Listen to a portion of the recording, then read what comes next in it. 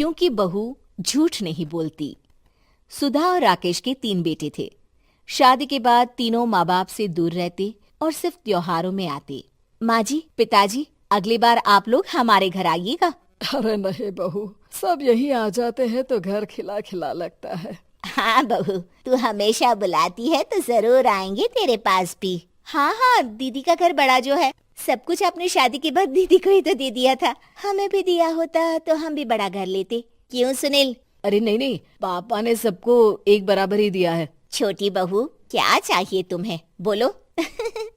वो आपके सोने की चेन वाली घड़ी है ना, वो अगर आप मुझे, तभी वहाँ मजली बहू भी आ जाती है। और मुझे ना आपका मंगलसूत्र कितना लंबा, सुंदर और भारी भी है। अरे हाँ हाँ, तुम दोनों को ही दूंगी बहू, चिंता ना करो। चलो अब खाना लगाओ, खाना खाया जाए। सभी मिलकर खाना खाते हैं कि पड़ोसन आ जाती है। अरे सुधा बहन, थोड़ी चीनी तो देना, घर में शक्कर नहीं है और मेहमान सर पर बैठे हैं। अरे छोटी बहू, चाची को शक्कर तो दे दो।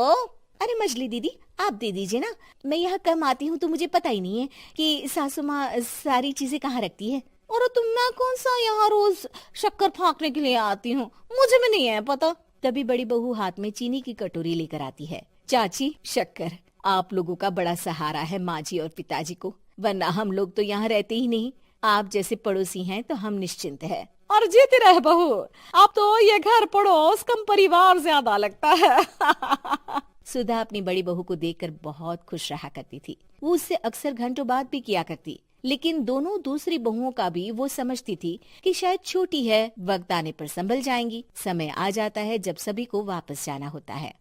माँ जी, हम लोगों की फ्लाइट पहले है, हमें इजाजत दे। वो सास के गले लगकर चली जाती है। थोड़ी देर बाद छोटी बहू कहती है, माँ जी, मैं ना ये सोफे के कवर और चादरें ले जा रही हूँ, यहाँ तो ऐसी ही पड़ी रहेंगी। हाँ हाँ बहू, ले जा, और कुछ चाहिए तो बोल। और तो चाहिए बहुत कुछ, पर चलिए कोई बात नहीं, अगली बार ले जाऊंगी मैं। ऐसे ही मंजली बहू भी घर का बहुत सारा सामान ले जाती है। सभी के जाने के बाद सुधा राकेश से कहती है, घर कितना सूना लग रहा है ना। हाँ, और खाली भी। तुम्हारी दोनों बहुएं सब बटोर गई। अरे ठीक है ना, हम दोनों ही तो हैं, कितना सामान लगेगा, फिर उन लोगों की नई गृहस्थी, इतना मत सोचा करे। समय बीतता है। ऐसे ही हर साल त्योहारों में सुधा और राकेश के बच्चों की बहू आते और जाते वक्त ढेर सारा सामान पैक कर कर ले जाती। लेकिन कुछ ही सालों में सुधा का देहांत हो जाता है। पिताजी, आप यहाँ अकेले क्या करेंगे? हम लोगों के साथ चलिए। अरे नहीं नहीं बहू, इस घर में सुधा की यादें हैं, मैं उसे नहीं छोड़ सकता हूँ। अब तुम लोगों की माँ नहीं रही। देख लो, वैसे तो मैंने उसके जीते जी सब कुछ दे दिया है, लेकिन कुछ उसका पर्सनल कीमती सामान था जो ये है, ले लो। सामान में होती है एक घड़ी और एक मंगलसूत्र। माँ जी ने कहा था कि वो ये घड़ी मुझे देंगी। हाँ हाँ, पिताजी, माँ ने सबके सामने ये घड़ी सरिता को देने के लिए कहा था। उठा लो सरिता माँ की घड़ी। अब क्या था, छोटी बहू फट से घड़ी उठा लेती है। और पिताजी, ये मंगलसूत्र तो माँ ने मुझे ही देने को कहा था, याद है ना? वो सभी की ओर इशारा करती है। तू भी ले ले ये हार बेटा, कोई बात नहीं। मंजली फटाक से हार उठा लेती है। ससुर बड़ी बहू की तरफ देखते हैं। तुझे क्या दूं बेटा? पिताजी, माँ ने एक चीज मेरे लिए भी रखी है। सभी के कान खड़े हो जाते हैं कि आखिर सास ने क्या रखा होगा बड़ी के लिए। अरे माँ जी तो दीदी से प्यार भी ज्यादा ही करती थी, हमेशा उनसे बात किया करती। जरूर कोई बड़ी और अपनी प्रिय चीज दी होगी दीदी को। और देख लेते हैं ना, वरना तो हम भी बराबर का बंटवारा करेंगे। हाँ हाँ, कर लेना बंटवारा। लेकिन बड़ी बहू, बताओ तो, सुधा ने क्या रखा है तुम्हारे लिए?